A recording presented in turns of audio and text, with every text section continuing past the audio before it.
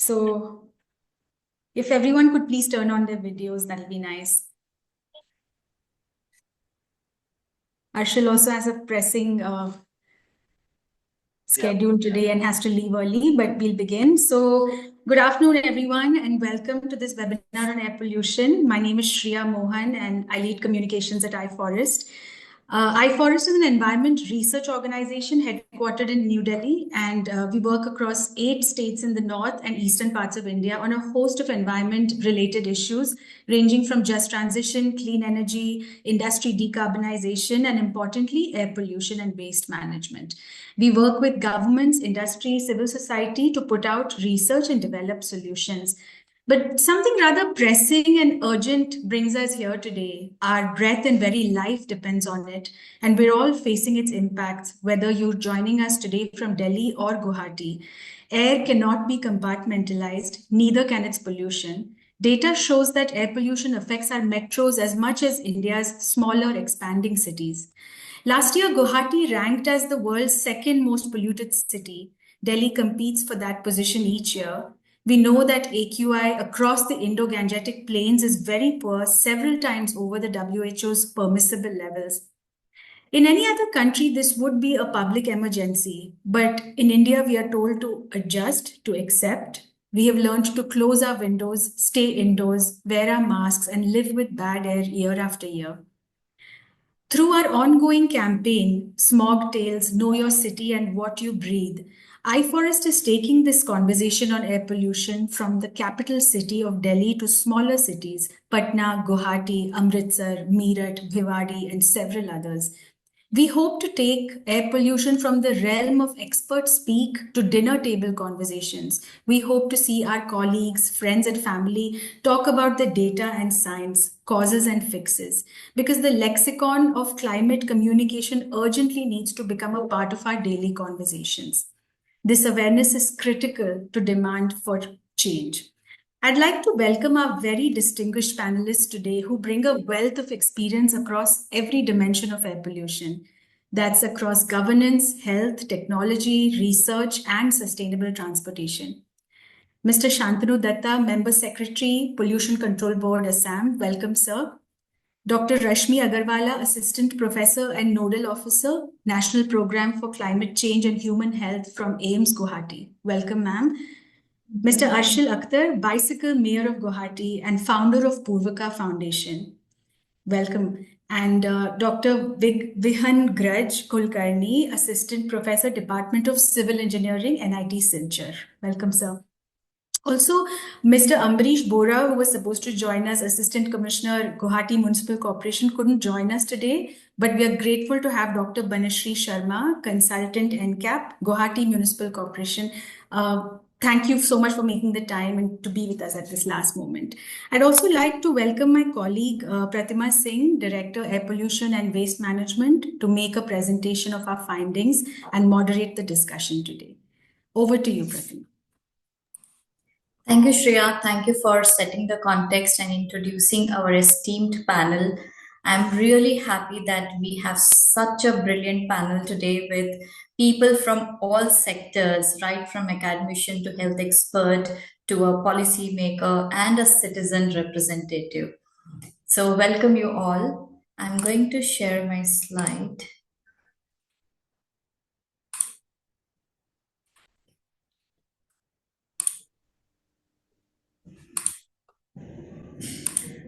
Let me know if it's visible. Yes.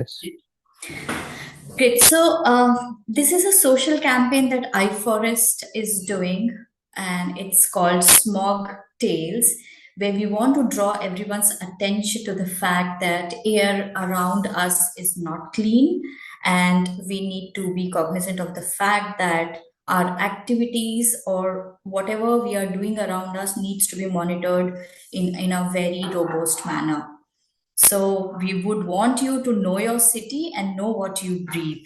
So we're focusing today on Guwahati. I just want to start with what air pollution looks like. These are a couple of pictures that I took when I was in Assam like 2 years back. I was really surprised how old the heavy commercial vehicles, the trucks were, and the amount of black smoke that was spewing out of these trucks. And I tried looking at the number plate, but I couldn't, get the number because it was such an old truck. Another was on the road, we could see a haze, and it was really surprising. What was really interesting was I saw this person burning, and he himself was wearing a mask. So that was really I was really impressed by the kind of activity that was happening, and he himself was wearing a mask. I was going through a website called AQI, and I saw this figure, which was really interesting. The AQI levels in Guwahati today is moderate. However, the levels is so that one would be smoking around 3.4 cigarettes per day, which is really really interesting fact that we should definitely discuss over our next couple of minutes. So why Smog Tales, a social media campaign? We believe that once you have information in the public domain, it becomes easy for people to understand. It reaches wider audience, not only to the urban area, but also to the suburban and rural area, and it helps create awareness among the citizen groups. We cannot change anyone in a day or two, but it will definitely, I think, help towards behavioral change of the citizens on what type of activities need to be stopped in order to ensure that our city is clean, and also highlight the impacts of air pollution on our individual health. We believe that if such kind of conversations happen, that will also provoke discussion on what kind of policies are required within a city, what kind of infrastructure is required. And I think that will mobilize the citizens to ask for cleaner air, and also generate evidence that will help policymakers to frame better action plans and achieve towards clean action strategies. So here I'm just highlighting the city boundary of Guwahati, and here are four stations, the continuous air quality monitoring stations that are placed in Guwahati. Guwahati is one of the biggest city in northeastern region. It's in the south of the Brahmaputra, and it's really spreading fast towards the southern part. A lot of commercial and residential places are coming towards the southern area. Even the industries are really increasing in this area. The western part, where we have our airport, and it links to India through railways and also to waterways. And towards the east, it connects to the other northeastern states and cities. So it is placed in a very, very unique manner, where there's a lot of landscape in terms of mountains, plains, river banks. So apart from the anthropogenic activities that contribute to the pollution, we also need to consider that there will be a lot of meteorological impact on the air pollution in the city. So the process that we followed for analyzing the continuous air quality monitoring stations was look at the real time air quality data that is provided at 15 minutes. I'm so sorry that Patna city is mentioned here. This is the same methodology which we have followed for Guwahati as well. So we looked at 5 pollutants: PM2.5, 10, SOx, NOx, and ozone for last 5 years. Using Python, and data was cleaned using again Python. We ensured that if for any year, if the data is less than 60%, we didn't use that data for our analysis. So the availability of data has to be more than 60% for us to put out any information out there. And various tools like data analysis and visualization using Tableau, Power BI, and QGIS was used. So here is the city boundary of Guwahati. These are the four camps location: Pan Bazar, Railway Colony Guwahati, IIT Guwahati, and the airport. what we found that average annual PM 2.5 and 10 at these various locations are shown in black and red. So red is PM10 and black is PM 2.5. It was observed that the PM10 levels were really high compared to the national ambient air quality standards provided by CPCB. Though it's quite in control compared to other cities, but yes, it's high. We have a notion that northeastern cities and states are relatively clean, but on looking at the data, we realize that that's not the case. So, looking at the various pollutants, we saw that NOx, SOx, and ozone were well within the CPCB National Ambient Air Quality Standards. However, PM 2.5 was above the standard and PM 10 was also above the standard. This is almost above by a factor, by like 53%, and this is, by a factor of 2, PM 10 is higher than the NACS. We looked at the seasonal variation, and this was really interesting that came to our attention that during winters we know that the pollution levels are high because of the inversion of temperature and also the heating water and heating yourself uh, uh, because of that, and hence the winter levels were really high. However, during summer it was quite near the standards, and monsoon was really clean. We know that precipitation, cleans down the pollution. So we also need to. This also brings to the fact that we need to see what is happening during winter times, apart from the meteorology, and where we can help to reduce the pollution levels.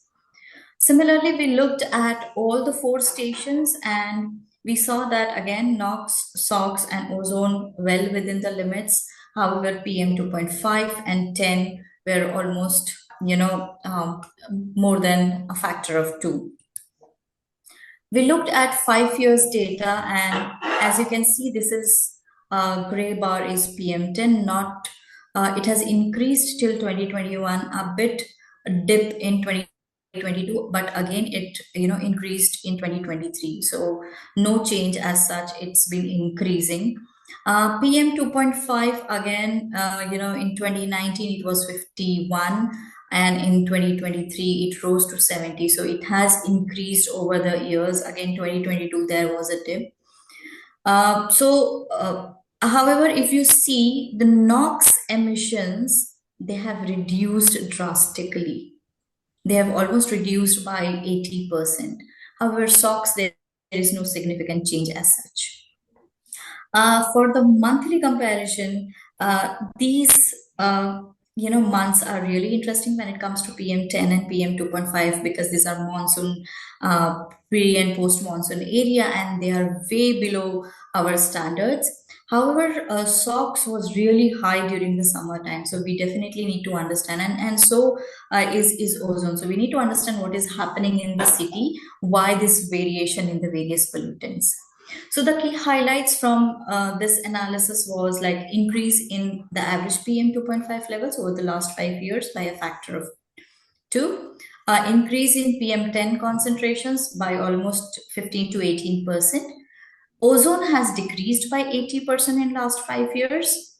And during the seasonal variation, we saw that winters definitely has higher pollution levels compared to summer and monsoon. However, during summer, ozone and SOx were really high.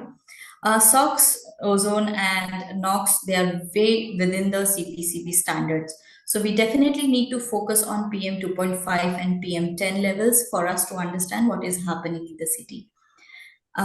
Thank you so much. Now I will open the floor for panel discussion. I know Mr. Arshil needs to leave early, but may I please, if Arshil, if you can allow me to have the first question for Dr. Datta, is that fine? Great. Is Datta sir here? I can't see. Yes. Yeah. Hello, sir. I'm here. As Shreya mentioned in her opening remark that, there were a couple of news articles which said that Guwahati was the second most polluted city in the country. And then I saw a couple of your comments as well.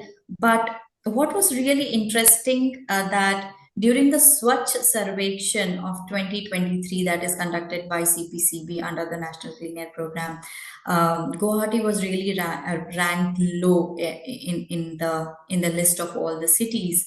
So I would want to understand from you, like, what is happening in Guwahati, considering it is in one of the best location in the country with so much greenery around, green patches, and the mountains, and precipitation is so high. What are the sources of pollution in the city? Yes. Good afternoon, all the panelists, all the hosts. And I'll start with the report of IQ Air first, because when it was declared that day, our Honorable Chief Minister was meeting that late Ratan Tataji for pursuing with the semiconductor project. That is a dream project for the state. This is coming near Guwahati, and that is around 27,000 crores project. So that day, when he was in Mumbai, that day that news came, and it created lots of hue and cry, because everybody was surprised. So it was surprised how Guwahati can be the second after Delhi or whatever maybe. And apparently it was not looking like that, because when we go to Delhi or any other polluted places, we can feel the difference. And when it came, then I had to run a lot from here and there. Why it is happening? Then we found out that IQAir report their sources of data. And okay. I had to go to Central Pollution Control Board. We analyzed the data. All the records were analyzed for the entire year. Then what IQAir did, they reported PM10 level at 105 microgram per meter cube. And then we set with the Air Quality Division of the Central Pollution Control Board. We analyzed all the data. In fact, it was coming less than 60. It was 57 something. So annual average, that data. What IQAir reported, the 105, they exactly reported double. Then we studied the entire report, and there they did not mention the source of data. And CPCB is always discouraging the low-cost sensors. So the reliability, what we have found, if you are going for the hotspot study and all, it can give the trend properly. Otherwise, on the basis of low-cost sensors, it is difficult. And that is what exactly happened. They did not mention the source, and they were reporting very high. Then we have discussed with CPCB when we had to file an FIR also. But again, that it was difficult with the Home Department because there is no provision of such FIR. Under which section it will be FIR will be lost. Those issues were there, but actual fact was that it was less than 60. What was against the reporting value of 105.8. Then that is one side. But again, we are not ignoring that Guwahati is becoming polluted year by year. But this year, it is not. It is better than the last year. We can proudly say, though some construction activities are still going on. And when you see the trend, one thing today, the trend analysis generally we don't do, but in your presentation, what we have seen, that NOx value is reducing. So that may be due to the introduction of 200 e-buses. The old buses have been removed. Now we don't see the old buses here. When this 200 exactly 200 numbers of buses, city bus, that e-buses are plying in the city. So that is the difference what I feel. And that is a very good observation from your part. And I'm happy that I can share that this thing. And you also share me with your that slide exactly, that one. Definitely, sir. Thank you for that insight on you have introduced 200 EV buses. Yeah. Another just point, just the line I want to add. Last week itself, I was in Cherrapunji in Meghalaya. So whenever you land in those places, you can feel the difference. But that you are getting pure air there and what we are getting in Guwahati or in Delhi. My daughter is studying there in DPS RK Puram, and she is telling that they cannot go out go out of the school, they feel difficulties in breathing and all this, and then even some they feel some eyesore also. Yeah, that is the situation. Right. And today we have Dr. Rashmi to, elaborate on what are the impacts that we are facing due to air pollution. And I'll definitely go back to Dr. Rashmi to check on that. Okay. Thank you, sir, for those insights. I can't see him. Is there some connection problem? No, he's turned off his Okay. video. Great. Okay, I'll come back to you, sir, with some couple of more questions. Some interesting facts you have mentioned. Now I will go to Mr. Arshil. Thank you for being present here on this special social media campaign. I really like the fact that you're called the bicycle mayor.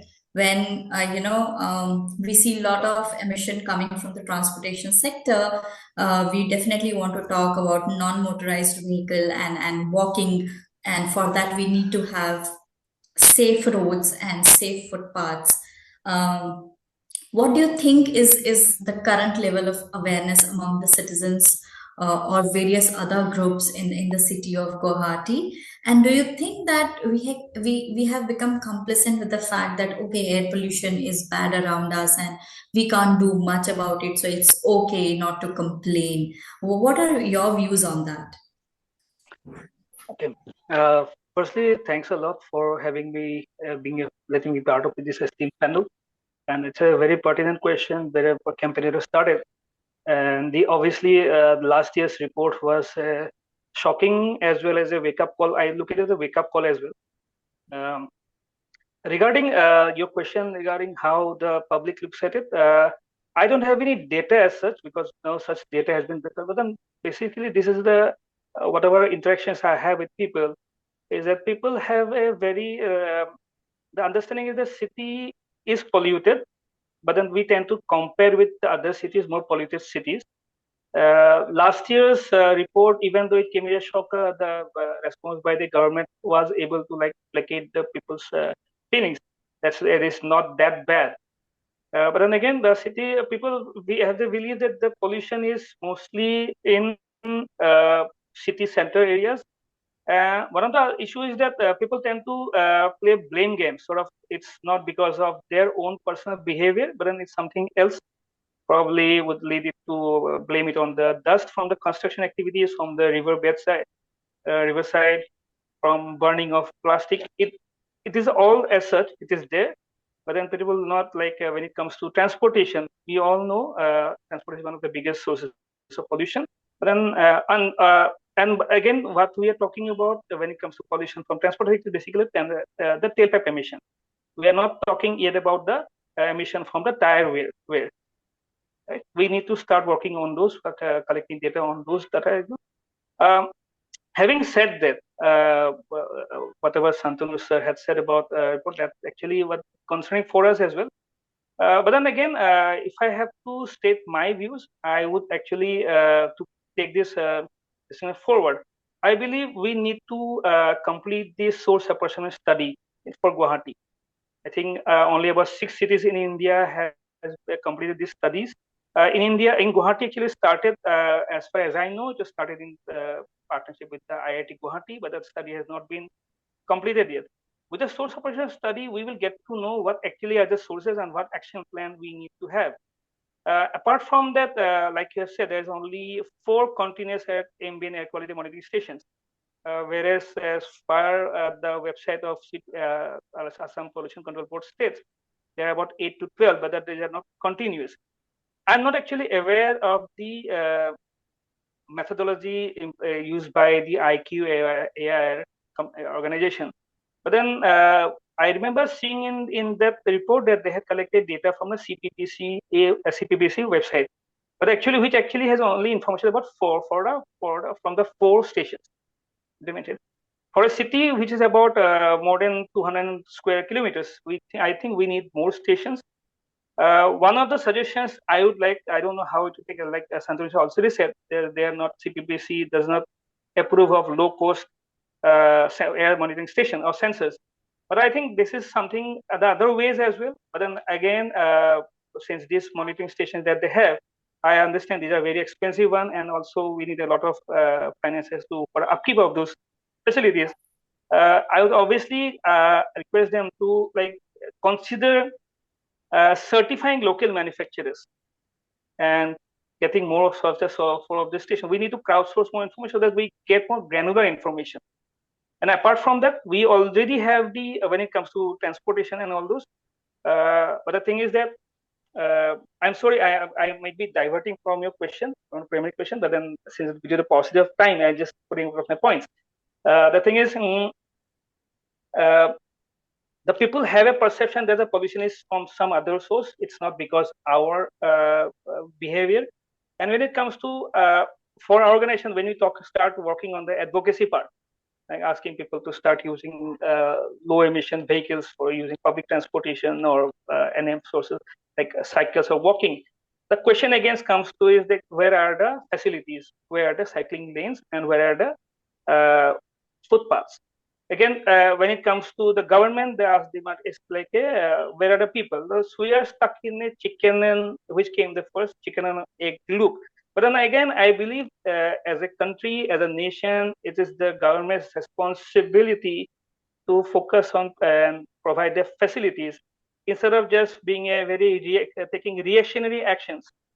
We react to increasing number of automobiles in the city and react it by construction more car-centric infrastructure. I think we need to decide and take a proactive step regarding what kind of city, what kind of transportation we are looking for. Coming to this, we already have a state action plan for clean air. It is divided into three parts. Like all the actions are divided into three parts. So like short term, medium term, long term. Even though the actions have been worked on the short term goals, right? But then we don't see any we hardly see any action on the long term goals. On having a focus on yeah, I agree there has been 200 electric buses. That's actually I do agree that this help in reducing the NOx emissions. But then we already have more than 400 diesel buses still running. We have to take steps to either to convert them to CNG or for them electric thing. Also, we have to focus on NMT facilities because that is a long-term goal. Yeah. Thanks, Arshil, for your concerns. I understand where you're coming from being a citizen. However, just few, I'm going to touch upon few of the points that you have raised. First of all, we cannot certify local technology developers when it comes to low-cost sensor because these are very sensitive devices. If the citizen groups are not trained properly on how to calibrate these instruments and co-locate, using them directly and putting out values like that it will be misleading for the community, and it might create a sense of fear and anger as well. So yes, low-cost sensors are very important because our reference grade instruments are really costly. Maintaining them, their operation is really a difficult task, and hence we definitely need a huge network of low-cost sensors if we want to understand our hotspots, if we want to understand what is happening at the zonal level, and that needs to be done in a very, very, very responsible manner. So that is my point.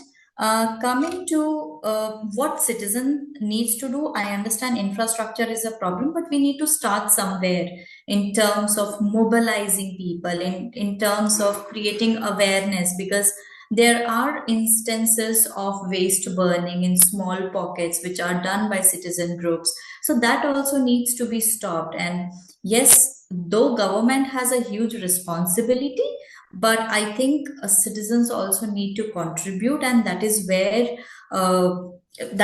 this social media campaign, where we can make them understand that we have to work along with the government to ensure that our city is clean.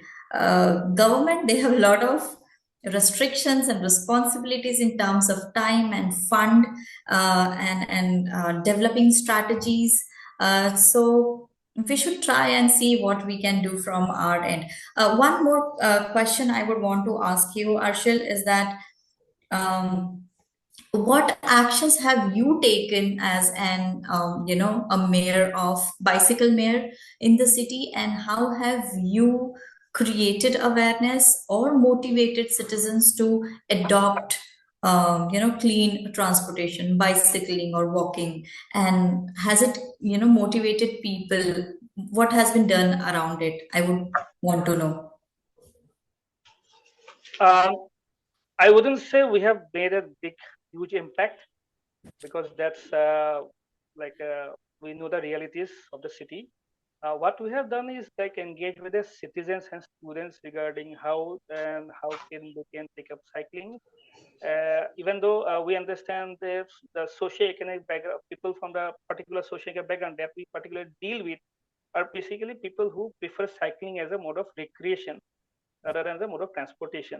We have tried to conduct some sort of competitions, commuting competitions, where people from this particular socio-economic background who has an access to a smartphone and internet connection, who can speak in English, understand English, and also like choice cycle users, do start commuting on cycles. These are very low, numbers are very low, but then we do feel encouraged when we do meet people and try to understand their perspective. We try to write about such people, why and how they are using cycle as a mode of commute.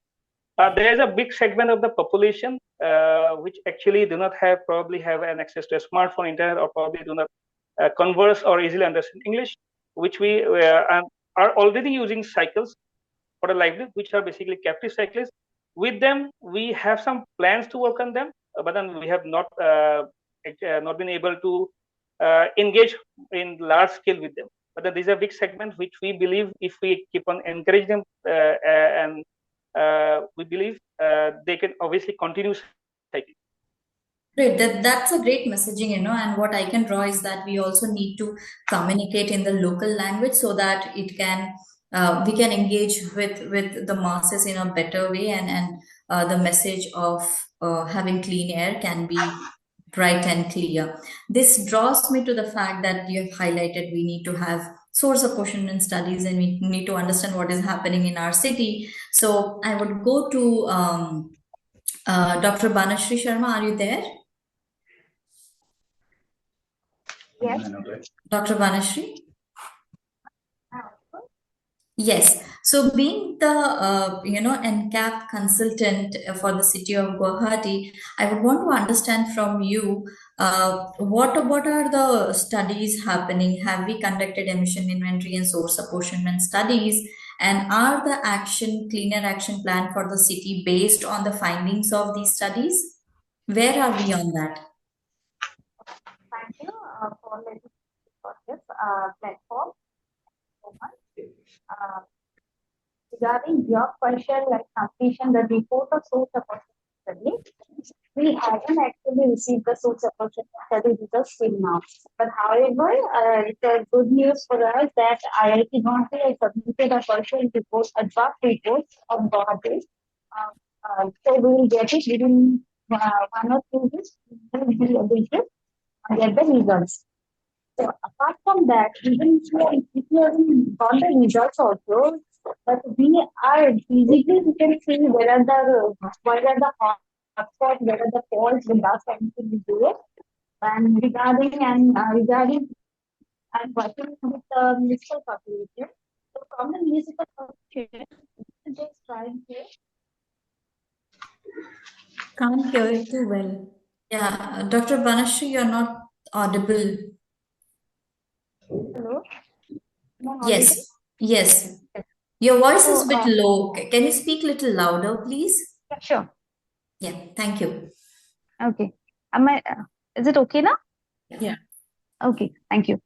Since I'm working with the municipal corporation, so in the municipal corporation, we have 6 divisions. So last month, what we did is we took reports from all the divisions of what are the roads or where are the points from which dust emission is there. So we have got a list of areas where the dust emission is very high. Since when we speak of this PM10 or AQI in Guwahati, mainly we need to concentrate on the PM10 particles. So we have collected those those areas or localities, and we are trying and we are intervening on those locations specifically. Like in your report also, you have seen we have seen this CAQMS. We have 4 CAQMS stations, right? But now if we study the data from last 10 to 20 days, we could see that Bamuniwadan railway colony station that is giving a higher rate. And this is only because of the construction activity, that is massive construction activity. A breeze is going on just within 100 meters of the CAQMS. So we cannot nullify the fact that these construction activities are impacting, since these data have been validated by the CAQMS data. So what, as a part of GMC, what we are trying to do is we are trying to sprinkle water. However, this is also a very short-term measure that is taken. And apart from that, we are trying to convince the PWRD department along with the contractors that you need to ensure the dust mitigation measures in your construction site. So this is what we are trying to do.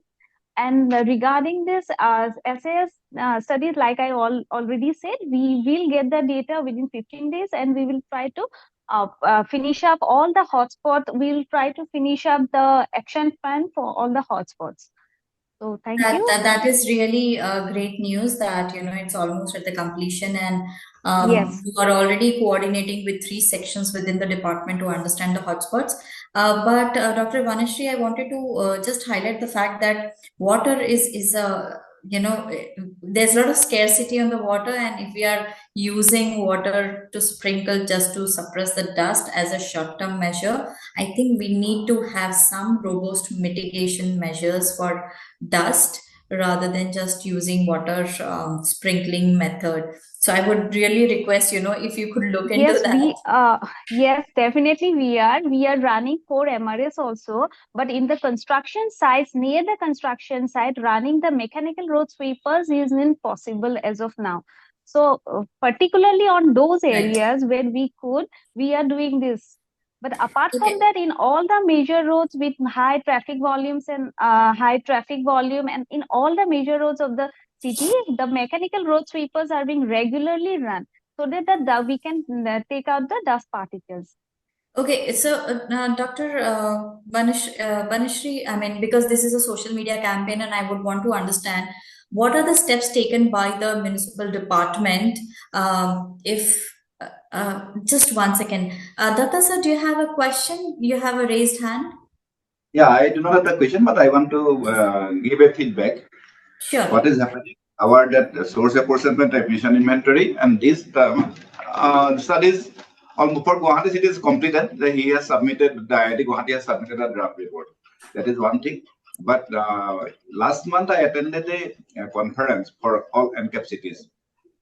There was 131 NCAP cities, and the cities which were doing the best, they are successfully reducing the PM10 concentration to 40%. So that their result, they are encouraging the others also to that it is doable. So government of India also, they are happy with that 40% reduction. In Guwahati, what our NCAP consultant have already told, it is already under a NCAP city. Under NCAP city, that there are lots of activities are going on. How we can protect, how we can improve the situation. All the 131 cities, my feedback received from all the cities under NCAP, irrespective of the source apportionment study, that everybody is citing the road dust is the main culprit in a city. And it is proven also. So that cities which have been successful, they have shown that end-to-end paving of the roads have been done in many places, and that is also one of the target of all the cities. So that is helping. And then all the contractors, like flyovers are being constructed in Guwahati. So that is one of the main sources of the pollution as of such. And because lots of road in the process, lots of road dust also generated, and though they are mechanical sweepers, our ANCAP consultant is not fully correct. We are deploying the road sweepers, mechanical road sweepers, even on the road where that construction activities are going on also. So lots of efforts are being given by the government. Orders are coming from the level of chief secretary. We are displaying all the name of the contractors responsible for the construction of a flyover and what he should do, that he should deploy all the that road weighting measures. That we, as of now, we are deploying only that water sprinkling. So Guwahati Municipal Corporation, they have purchased good numbers of water sprinklers, and it is being deployed. It's nice to see the way it is being done in Delhi. That sprinklers are working in all the directions, almost all the directions. It go horizontally, vertically, and all, trying to reduce the improve the air quality in Delhi. Similar way, these water sprinklers are working. And from Pollution Control Board, I'm trying to see one thing. You are very correct. We are using drinking water quality for road dust suppression also, because that is the only one source is coming. So we are getting the water, and for that, I'm writing to the industries. Say some industries are there, they are discharging the treated water. Say for example, Guwahati refinery, and there are some many water packaging plants, packaged water plants. So all the packaged water plants, they discharge almost 30% of good quality of water, because from the RO process, the discharge is that around 30%. So I'm encouraging those industries, and even I'm writing to municipal corporation and also that we should facilitate using those treated water for the dust suppression measures in the roads. That is one step we are taking here. And the good thing, yesterday also we had a discussion in the government levels. So from the top of the government, that all the contractors are directed accordingly. And great. Some good inputs from you, sir. I have two very important questions for you, but I'll get back to you after I speak to Dr. Kulkarni and Dr. Rashmi. So yes. please be there. Yes, Dr. Kulkarni. Now this brings a very important question, that there is lack in terms of providing technical inputs to municipal body and the state pollution control board. So how you as an IOR are supporting the regulatory bodies in understanding what the pollution levels are, what needs to be done, how the strategies needs to be developed. So if you could just highlight on that. Yeah. First of all, thank you for inviting us to the common platform so that to enhance our understanding in multi dimensions of this multi-stakeholder program. So as an IOR from NIT Silchar, I look this project or this NCAP as one of the most important, as we all know.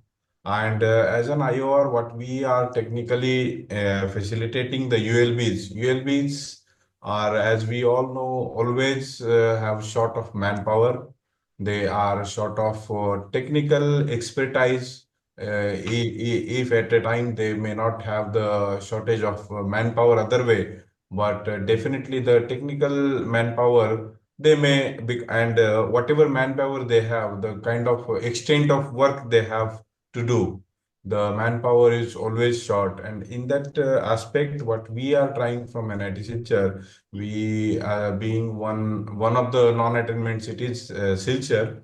So with the SMC, that is Silchar Municipal Corporation, Silchar Municipal Board, it was, now it is coming as SMC. So with the board, we are having the technical discussions with the permission of the DC Kachar. And also the DC office, we have, the 2 years back, we had requested there should be one dedicated office chamber so as to facilitate all the documentation.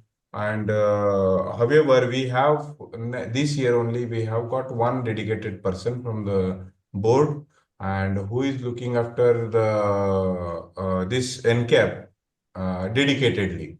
So this year the things are, I am expecting the things will be moving faster, because earlier there was a lot of problem with the information dissemination. The meetings were called just randomly, just to make an official documentation, we can say, right? So, but now the things are moving in a way to solve the problem. And other way is that from the PCBA, like the this year itself, the programs like Clean Air, Blue Sky, those were organized, in which we all, Shantanu sir, Ambrish, I'm glad to say Ambrish is our student from NIT Silchar. So we met him. So that way also from, and it's very odd on my side to say that Professor Gokhale also presented the source apportionment study and all the studies, like Shantanu sir said, it is on the verge of submission. It is the first draft is already submitted. We are working on the second draft. So for the Silchar city, being the IOR, I am also part of that project, probably. So we are working on the report writing as of now. Finalization of the report. Professor Gokhale is heading that, and we have completed that source apportionment studies.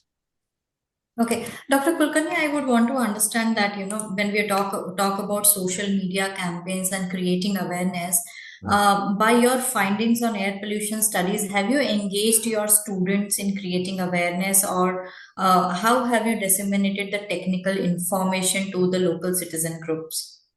Yeah, actually, if I talk about the Silchar city in particular, so in Silchar city, what we have noticed is that the road dust being commoner everywhere across India, not only in the Northeast, but apart from the road dust, the second largest contributor for that was open eat outs. So that was a kind of a study we had taken this project in You this said open eat outs. Yes, open eat outs. eateries. Yeah, eateries.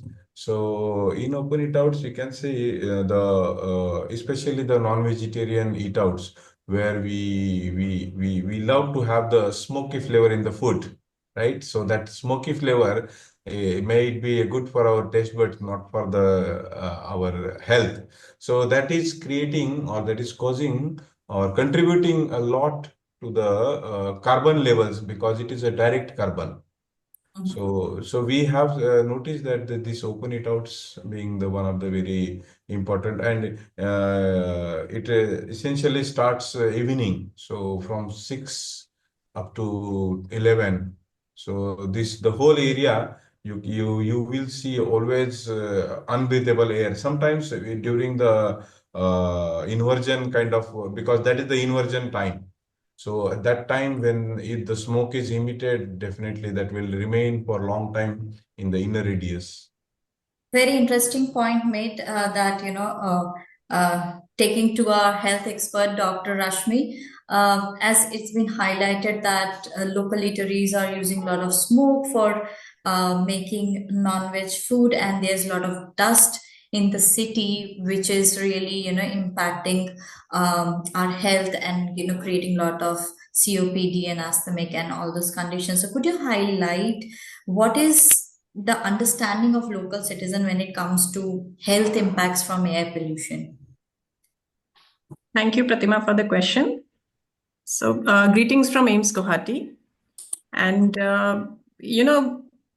I think the question that you put forward is local citizens. I myself have stayed in Delhi for 7 years. Then I shifted to AIMS Guwahati 3 years back.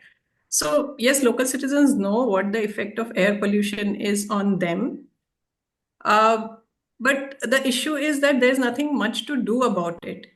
Like you said, yes, we all know there is COPD happening, there is respiratory diseases happening. Until unless we don't combat the problem itself, we can't put masks to our children right from the time they are born.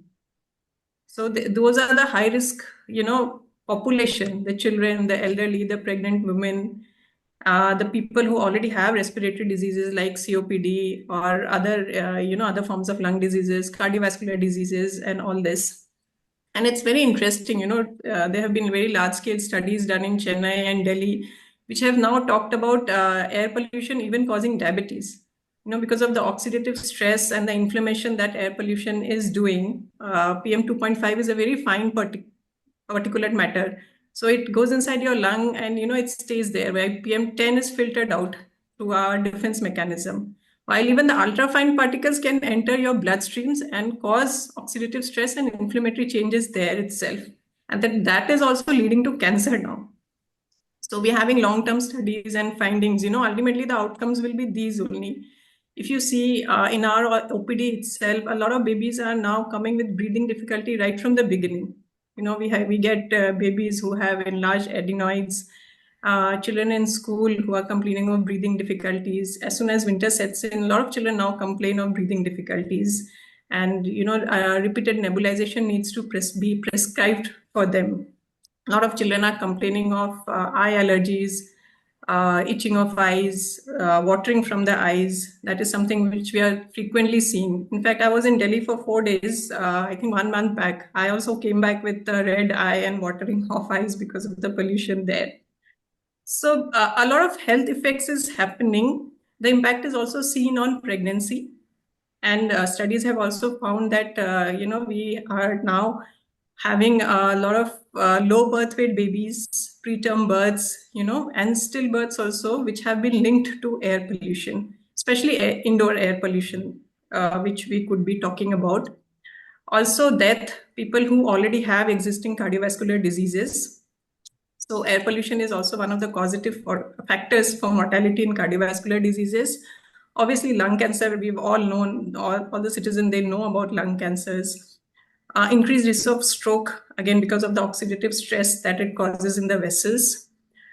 The children now have lower lung function tests. The studies have proved that children who are growing up in pollution-based, cities or cities which have pollution have a lower lung function test, which is something to be worried about.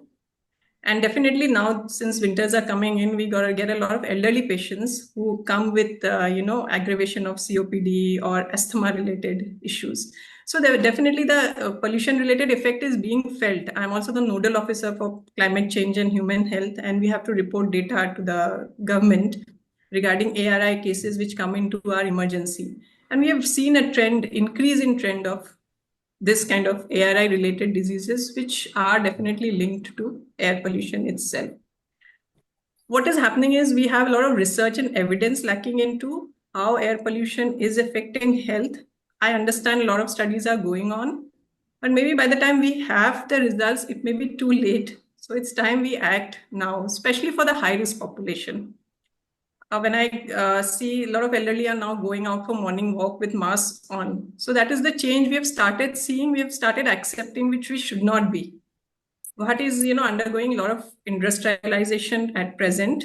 And like sir mentioned, a lot of highways and flyovers coming in, So that dust is also there. A lot of vehicles have increased in Guwahati. And like you mentioned, Pratima, the geographical condition of Guwahati is such that it forms a valley. So it's surrounded by mountains and it's like a valley. The city is in the middle. So that is what it makes it more prone to pollution because of the air that gets trapped into. So yes, health-wise, we are seeing a lot of effect due to this air pollution. Very interesting facts, Dr. Rashmi, and I'm really impressed that you are collecting a lot of evidence because air pollution is linked to climate change as well. So, is there any way, because when we talk about climate change, it has higher reach and global community is quite active when it comes to climate change compared to the air pollution. So, are you working directly with the ministry? Are there some kind of policies brought in place or in pipeline so that air pollution also gets support? Like I said, I was in Delhi for about 7 years. So what's happening is I really don't want this to happen in Assam itself. A lot of discussion starts happening in November and ends by month of March. and then everything is fine by April. So that discussion ends, kind of there. So this is something which I have seen again and again, but we are yet to find solutions. I understand the government is working, a lot of organizations are working, the launch of the National Program for Climate Change and Human Health itself is a big applaud to be given to the government, because this is the first program of its kind which is going to, combat climate change. And it was launched in 2018, but because of COVID, it took a little setback. But now the program is actually looking into, awareness generation and doing small parts of it wherever we can, evidence generation in terms of what are the impacts that it has been causing upon. And yes, we also have the policy making body, which is looking into, whatever evidence that will be generated and how to act upon it. Also, bigger research organizations like ICMR, DBT, they are actually giving a lot of funds for climate change related projects and all this. So this is a collective effort by the government. And also the effort will have to be put in, through all of us, whether it is the Pollution Control Board, the technology part of us, or the NGOs that are working through it. But yes, we need to see action. I mean, I always say that in every forum, rather than discussion, it's time we started showing action and acting upon it. And I think doctors have that power today in the society, because even though the main objective of having a clean air is and quality of life, good quality of life and healthy body. And when it comes from a doctor like you who understand what the challenges are, so your voices are very important for the society to hear and understand what the impacts are. So thank you for bringing those brilliant points. I'll definitely come back to you for your final comments.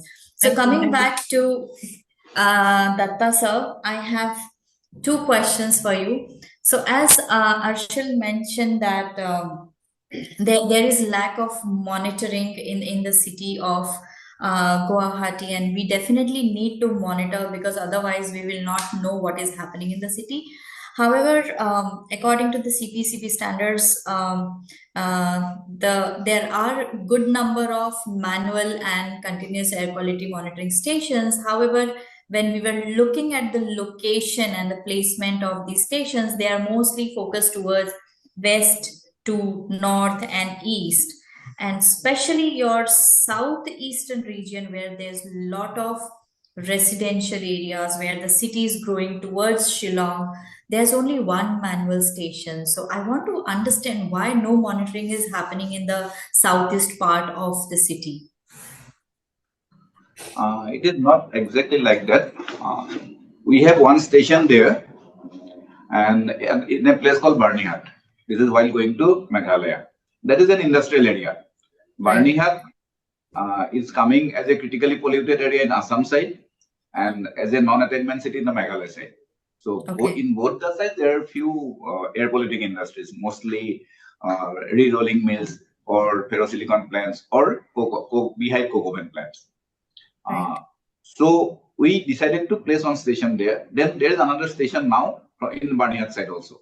Even we can integrate with that also. We can have the data, because all these data are in the public domain, and it is going to CPCB server also. So now in Barnihat, we can say we are having another station. We are having two stations. Meghalaya has recently did that one. And when you see the geography of the city, though it is not there this side, because but otherwise, the 4 number of continuous stations, now you can say this 5, and there are continuous air quality monitoring station installed by the Guwahati refinery and some other industries also. So that way you cannot say, and when you see the trend of the air quality or trend of the AQI, we can have the idea with these 4 stations, and we are having 7 manual stations. So leaving the manual station alone also, we can have the idea, and we are getting the trend from this 4 number of stations. Even ministry, MOFCC is asking how we could install 4 stations, because these are costly. It is costing around 1.2 CR for the instrument, and then we have the investment and cost of around 16 lakhs per year. So these are costly affairs, but I don't think that numbers are less. It should be definitely adequate. Then when you see the future of Guwahati, see now this main issue is that construction of flyovers and all big flyovers are being constructed, and it will be maybe next 2-3 years we'll have good numbers of flyovers. That construction or completion will be there. But good thing is that now entire that North Bank of Guwahati, North Bank of Brahmaputra, and then city gas is coming, and all CNG network is being established, which will be connected with the it is being installed by the Guwahati gas. It is a consortium of Oil India, ONGC, and so many GAIL and all PSUs. And when those industries are coming, or when these pipelines are coming, most of the industries, air polluting industries, are there. Small industries are there. They will switch over to that natural gas. This is condensed natural gas. So then we can see that there will be less emission in that particular matter. Emission will be lesser. Definitely, it will be lesser. Then, though that Mr. Akhtar has mentioned that 400 odd buses are plying, but nowadays with the introduction of the new buses, new 100, 200 e-buses, that numbers is being decreased. Right. It is phasing out automatically, though not through a government order, but you can hardly see that old city buses in Guwahati now. And then from the industry side, now new techniques are coming. Diesel generator sets are considered as one of the sources of pollution. So those are being retrofitted with the dual mode. So CNG will be used there also. So like that way, that emission will be lesser. Though numbers of industries are added, but that again that emission quantity will be reduced. Great, thank you so much, sir. Now, because we have a very good number of audience with us, and they would also want to interact and ask questions, so I don't want to deprive them of this opportunity. I'm going to go around all the panelists and get a 30-second feedback on what should be our next action for creating awareness. So coming back to you, Dr. Rashmi, what would you say? I would say in health aspects, yes, we are aware, but there's a lot of research and evidence needs to be generated upon, and yes, actions are required currently because the long-term effects are going to be scary for air pollution in terms of health. So I would like to just more evidence. Start acting. Yes. Yes, and I would also request if more awareness activities are created or organized by hospitals, I think that would be really impactful to send the message out among the citizens. Yes, we are doing that under the program also. So all district hospitals are also doing, even our center, we are doing those activities. Wonderful. Thank you so much. Coming to Dr. Banashri Sharma, I would want to know how can urban local bodies, interact and create a constant channel of dialogue among the various departments so that our implementation activities can happen in a faster pace. Yes. What ULB, this Guwahati municipality is doing is, recently we had a meeting with all the light departments. Those are involved in the construction activities, civil construction activities like the PWD roads, like Shantanu sir said, Purva Bharati gas, and all other line departments, PWD buildings, along with them the construction builder associations, so that they stick to the construction and demolition rules that came in 2016 and 17. So they need to follow all the rules. So what GMC is trying to do, they are trying to mobilize the departments that we to adopt the cleaner strategies. And apart from that, regarding the public awareness, we are constantly posting public social media campaigns. We are constantly even urge everyone to come to the GMC site, website, Facebook page, or follow them in the Twitter, and you will be knowing what GMC is trying to do. But it's high time that people also contribute their portion. What an Perfect. urban local body can do is, we can, when we talk about the reduce 3R concept, reduce, recycle, and reuse.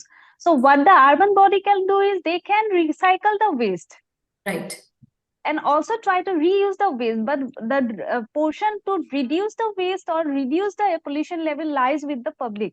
So Great. our public needs to I do. will. Sorry, I'm going to cut you down there. Thank you for that message, and I'll go back to Dr. Kulkarni in 30 seconds. What do you think? How you can use young minds and make them the champions of society in creating awareness for air pollution? Yeah, I would say I agree with what Dr. Banasri said, because the community has a lot to participate, because the community participation, we are in the, as you are also in the R&D, you are doing this for last 10 years or more. So without community participation, the government can do nothing actually. So community participation being the key to the this successful implementation. From our side, our institution, we do have our two wings, that is the Eco Club and NSS, which reach out to the, we are not very much urbanized, Silchar city is not very much urbanized, and we reside in the outermost, or the, say, you can say the peri-urban part, you can say. So here we have the very few towns or very villages which use the fossil fuel for the burning. So we have some programs through which we reach out to the people for the community participation as well as for creating the awareness. Apart from that, we do have developed, NIT Silchar has developed one kind of a stove which uses the biomass and without polluting the air, so that we distribute to the people. We encourage them to buy it, or we sometimes. That's a wonderful initiative, creating, transforming knowledge into action. Perfect example. Thank you so much for that closing remark. Datta sir, coming back to you, I'm going to put you on spot, and I'm going to ask one promise from you that you're going to do in coming year that will help, clean Guwahati's air. Yeah, your question is, I could not get. I'm saying that you need to make one promise that you're going to do in next 1 year, let's say 2025, that will help to clean Guwahati's air. Yeah, this is sincere efforts are already there. We are doing a lot, and I'm telling you, this is a new initiative that I'm encouraging the industries to give their water, that treated water for this dust suppression activities and all. That is one thing. And then for the knowledge of Dr. Rasmi, otherwise I'm in touch with her. With iFOREST, we have already done the awareness program in Silchar, in Dibrugarh, in Kokrajhar on biomedical waste. So we all can do together. And I have one request to iFOREST. Like you started with the that page, the Guwahati Tales. So let us publish these documents. We can if we publish a document like this with that heading, it will be definitely create awareness, and Pollution Control Board will definitely help you. So thank you so much for that assurance. And all, because from Pollution Control Board we are unable to publish such documents. Right. Not because of the money, but not because of the fund constraint, but because of that our expert manpower and our. We are here to support you, sir, in whatever way we can. We'll definitely support you. Yes, thank you so much. Putting it in health journals and those aspects. Oh, great, wonderful. So now I'm going to open the floor over to you, Shreya, if we have questions. We have a question from an environment journalist based in Guwahati, Chandrani Sinha. This is directed to Member Secretary Sir. I'm just reading out. It says, Guwahati has seen heat wave-like situations this year. So scientifically, heat waves can exacerbate air pollution due to several interrelated factors where accelerate the chemical reactions between nitrogen oxides, NOx, and volatile organic compounds, leading to the formation of ground-level ozone. This type of pollution is a key component of smog and can harm respiratory health. So what action plan is there for this kind of a situation? Datta sir, can you please take this question?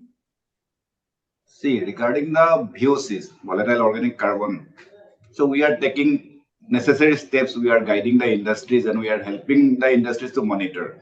Suppose for Guwahati refinery, it is in the heart of the city now.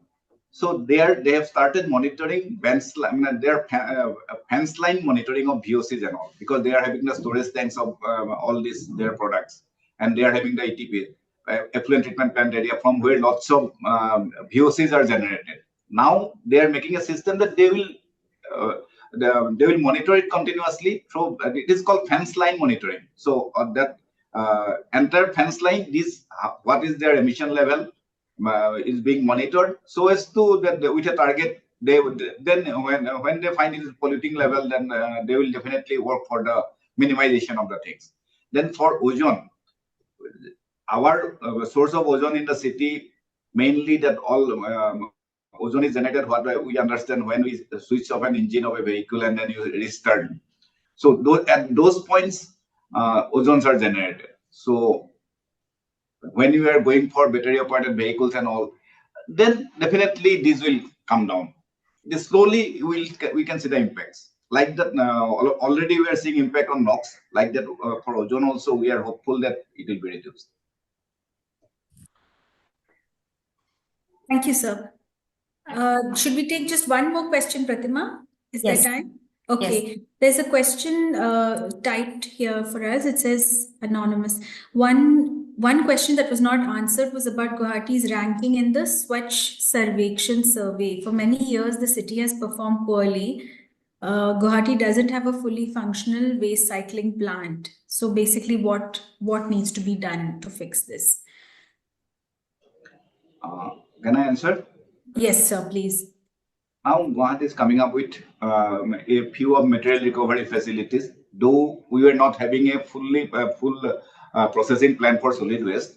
But now about 300 tons of waste is being processed. We are achieving that capacity.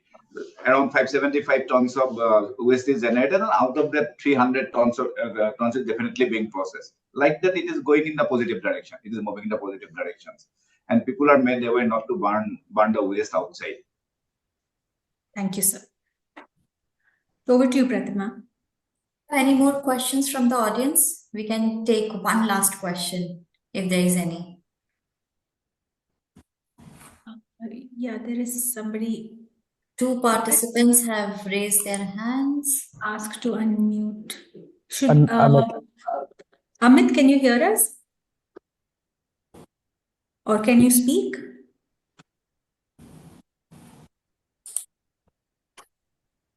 Uttam, can you help to unmute Amit?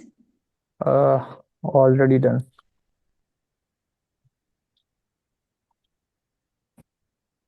Amit, maybe you could type. Okay, yes, you can speak now. Yeah. Yes, ma'am. Good evening, all of you, ma'am. Which types of air pollutant, gaseous pollutants are nowadays? Could you please introduce yourself, Amit? Range? Yes, ma'am. Can you please introduce yourself and then ask your question? Yeah, yes, ma'am. Myself, Amit Kumar Pandey, environment analyst from Banaras, and my pass out student of AN College, Patna, MSc Environmental Science, and in previous day, I attend in your lecture series in Bihar Patna series. Then nowadays inform me email, so I will. Thank you. Please ask your question. Yeah. Ma'am, which types of air pollutant, in gaseous pollutants, nowadays increase in Assam range, Guwahati range, and can I think that dioxyfuran and other types of pollutants are found in Assam range. Amit, I think Dr. Kulkarni, Dr. Datta sir, and everyone mentioned that source apportionment study draft has already been submitted. So once this report is out, we will have a better understanding on what type of gases are there in the city. Yes. And Ms. Pratima, Amit has asked about dioxin and furans. Right. Those are actually, we monitor it in the common biomedical waste management facilities. When plastics are burned, generally dioxin, furans, which are carcinogens, those are generated. That is why burning of plastic is in open air, it is totally restricted. And effort is on, we are awaiting the people that it should not be burned, the plastic should not be burned in openly. So that is the only source of dioxin and furans. And monitoring the concentration, only there are 3-4 laboratories in the country which are monitoring these dioxin furans. SGS is one of the, SGS Kolkata is one of the unit they can do it. CPCB Delhi can do it. Even with our old pollution control board, we do not have that facility because they're so sophisticated parameters and monitoring through manual in laboratory practices is not possible. Right. I completely understand, sir. Sir, we have one last question. Can we consider the data available on the site of iQAir for our study on other areas? I'll tell you one example. When Guwahati was in the front page and Guwahati was that issue was there. Then I went myself to Delhi. We studied. We sat together with the entire team. Then we asked why CPCB is not protesting that this data is wrong. Surprisingly, that trend where they were putting Delhi or that Muzaffarpur, that those cities were ranked. The trend was somehow that it was like the data available with CPCB. For Guwahati, it was totally opposite, but otherwise that trend is there. So you can have a idea. Yes, sir.